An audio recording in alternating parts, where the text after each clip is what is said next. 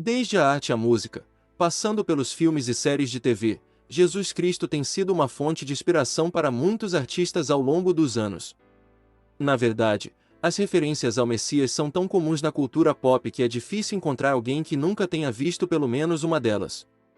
Neste vídeo, vamos explorar as 10 referências mais interessantes, criativas e questionáveis a Jesus.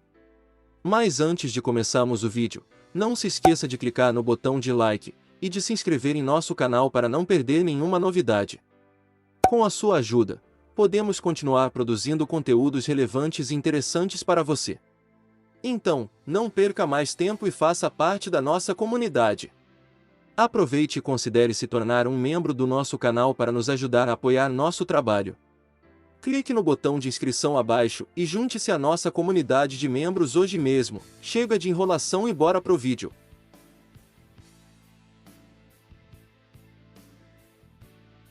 Em Imortal X-Men de Kieron Gillen e ilustrada por Lucas Werneck, tivemos um comentário do mutante Ômega Exodus alegando que o Nazareno Aka, Jesus de Nazaré, ou simplesmente Jesus Cristo, era um mutante dos tempos antigos que usava suas habilidades para ajudar outras pessoas, onde no processo começou a ser adorado como divindade.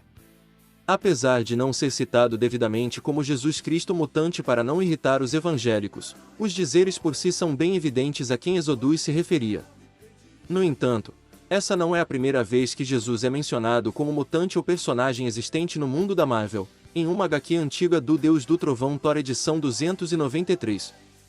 Enquanto peregrinava pela Terra em busca de respostas sobre um antigo Ragnarok, ele acabou se esbarrando com uma mulher dando à luz em uma manjedoura, ao lado do seu marido e 3 senhores. Thor nessa edição descobre que o Ragnarok havia acontecido durante o nascimento daquele bebê, supostamente referenciado como sendo o menino Jesus. Temos também em Uma História do Surfista Prateado, publicado em 1996, revelando que a estrela de Belém, que sinalizou o nascimento de Jesus, foi um evento cósmico de grande escala no espaço. Se conectando a essa trama do Ragnarok existente em Thor, e falando em Thor, você sabia que quase teve a participação de Jesus em Thor, Amor e Trovão? Em uma entrevista para a BBC, o diretor Taika Waititi disse que havia um corte do filme em que veríamos o próprio Jesus Cristo na cidade da Onipotência. Abre aspas, há uma cena que a Valquíria fala do Deus da carpintaria. Ali devia haver um corte para você sabe quem, o grande J. Fecha aspas. Eu fico pensando a polêmica que essa cena ia gerar. Jesus na cidade da Onipotência, se a cidade fosse a mesma do filme original, prefiro nem comentar. E para encerrar as aparições de Jesus na Marvel, eu vou te apresentar o dia em que o motoqueiro fantasma conheceu Jesus Cristo ou alguém bem parecido. Na edição número 9 de Ghost Rider, escrita por Tony Isabella e desenhada por Jim Mooney, o enredo se desenrola em torno da missão do motoqueiro fantasma para resgatar Roxane, que foi sequestrada por Satã. Durante o confronto com o lacaio de Satã, Inferno, o motoqueiro enfrenta dificuldades, mas recebe ajuda de uma figura inesperada, nada menos que ele próprio, Jesus. Ou alguém parecido com a figura de Jesus que a gente conhece. Minha opinião sobre essas referências e aparições de Jesus na Marvel. Algumas são legais, como a referência ao nascimento de Jesus em Surfista Prateado de 1996, outras são bem sem sentido, como Jesus aparecer na cidade da Onipotência em Thor Amor e Trovão. E chamar Jesus de mutante, bem, atualmente estão falando que Jesus era transexual, e antigamente disseram que ele fazia milagres porque tinha demônios no corpo. E sendo bem sincero, não é pior que colocar o diabo vencendo Jesus, ou dizer que seus milagres era por causa de demônio. Então, Jesus ser um mutante na Marvel não é a coisa mais absurda que eu já vi. Pro contexto da história no universo Marvel, até que faz sentido ele ser um mutante ou realmente filho de Deus. Agora, absurdo é o que você vai ver a seguir.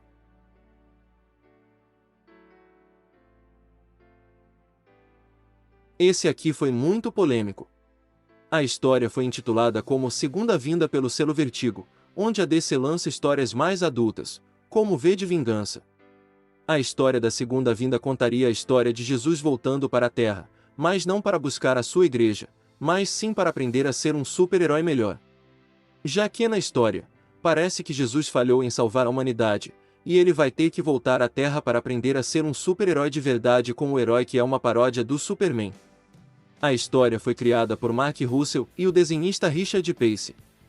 Em uma entrevista realizada em agosto de 2018, Russell disse que Segunda Vinda trata sobre um super-herói todo-poderoso chamado Sam, em que tem que dividir um apartamento de 2 quartos com Jesus Cristo. O conceito é que Deus ficou tão chateado com a atuação de Jesus na primeira vez que veio à Terra, por ter sido preso e crucificado logo depois, que o manteve trancado desde então, indicou naquela ocasião, ao contrário do que ensinam as Sagradas Escrituras. Segunda Vinda apresenta Jesus com limitações de conhecimento e habilidades. Além disso, o Cristo da história não sabe o que está acontecendo na Terra até sua volta. Abre aspas. Quando Jesus regressa, surpreende-se como os cristãos interpretaram mal o Evangelho, explica Russell. A religião cristã não se baseia realmente no que ele, Jesus, ensinou. Particularmente nas mega-igrejas evangélicas modernas, porque o tem mais como um mascote em camisetas, para provar que estão no time vencedor, afirmou. Esse quadrinho gerou tanta polêmica, que acabou sendo cancelada pela DC, depois de uma campanha de Citizen Go que recolheu mais de 230 mil assinaturas. A editora norte-americana DC Comics, sob seu selo Vertigo, cancelou a história blasfema intitulada Segunda Vinda, que apresenta Jesus Cristo como o companheiro de um super-herói todo-poderoso.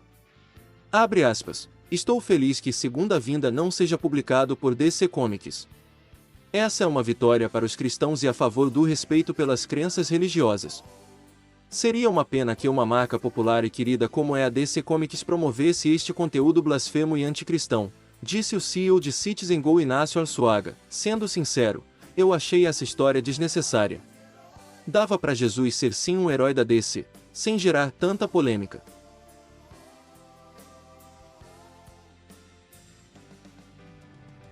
Publicado em 1996 e escrita por Rob Liefeld, o criador de Deadpool.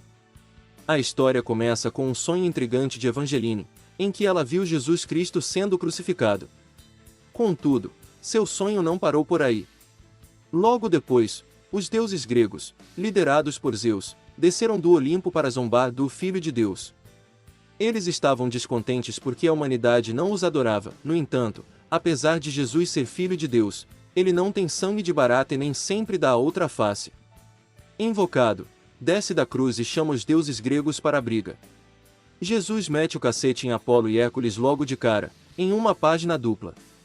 O próximo a atacar é Poseidon, o deus dos oceanos com seu tridente. Mas Jesus o despacha com apenas um golpe. O ápice do MMA divino é entre Jesus e Zeus.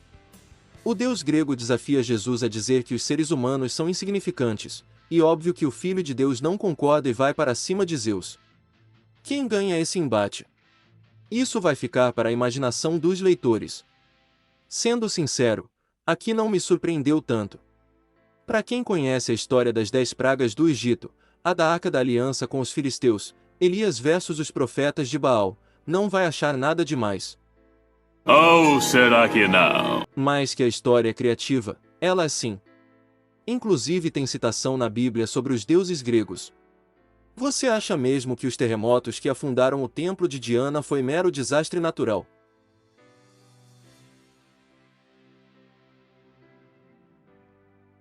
Saindo um pouco dos quadrinhos e indo para os mangás.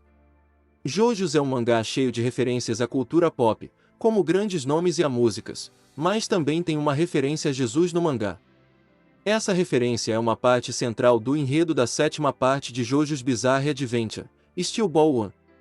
Aparentemente eles são os restos mortais de um humano antigo. As partes do cadáver são inicialmente descritas como pertencentes a um santo, milagrosamente se autopreservando, e capaz de gerar poderes milagrosos distantes, no estilo de certas relíquias. Embora nunca confirmado como tal, eles são fortemente implicados a pertencerem a Jesus Cristo. Esse antigo santo possuía longos cabelos escuros, feridas pelo seu corpo e uma barba rala com bigode, além de possuir uma coroa de espinhos e um manto vermelho e feridas em suas mãos. Eu só tenho uma coisa a dizer. Netflix, faz logo a parte 7 de JoJo's. E dubla logo Golden Wind.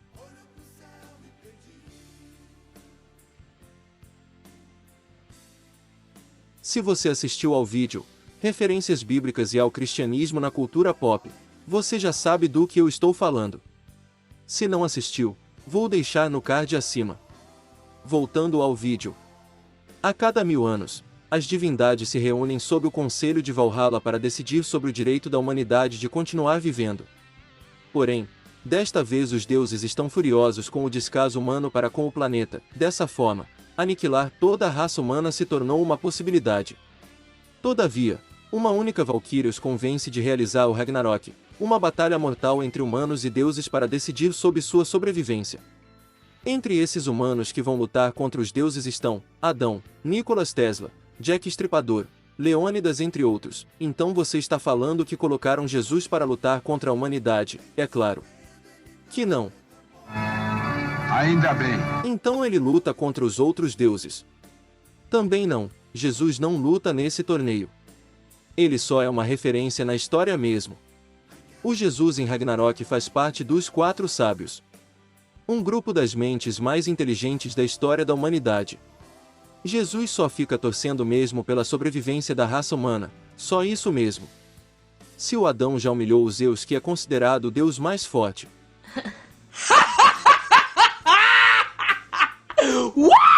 Imagina o próprio Jesus. Eu admito que eu tenho curiosidade para ver como isso aconteceria na história, mas se você quiser ver Jesus humilhando falsos deuses, vai ler a Bíblia.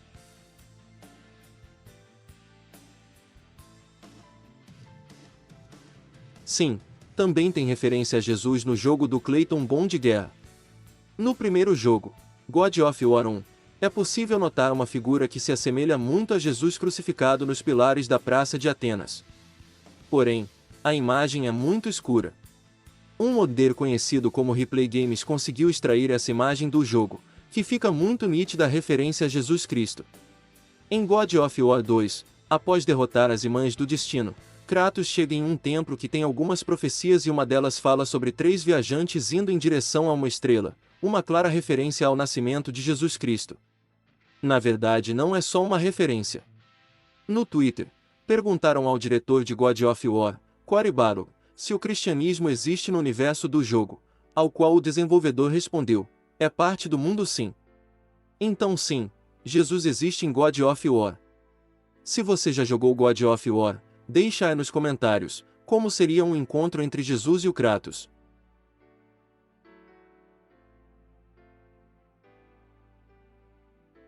Um filme cheio de referências e inspirações bíblicas. Lindelof já revelou que o conceito original era mostrar Jesus Cristo como sendo um dos emissários da raça alienígena, enviado à Terra para pôr fim aos conflitos. Ele seria crucificado, o que deixaria os engenheiros com raiva dos humanos, desejando pelo seu fim.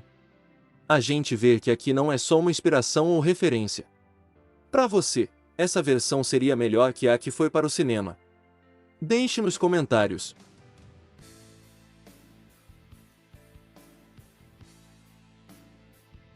O Zack Snyder adora colocar referência a Jesus nos seus últimos filmes da DC, como Batman vs Superman e Liga da Justiça.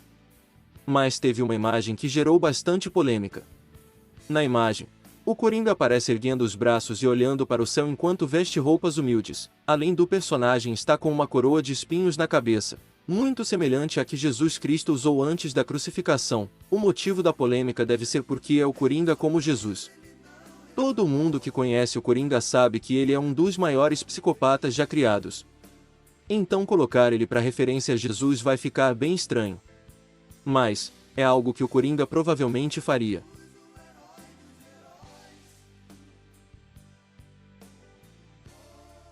Ultra Seven de 1967 é uma série clássica que tem um lugar especial nos corações de muitos fãs, especialmente o arco de episódios duplos, O Pior dos Inimigos, episódios 39 e 40.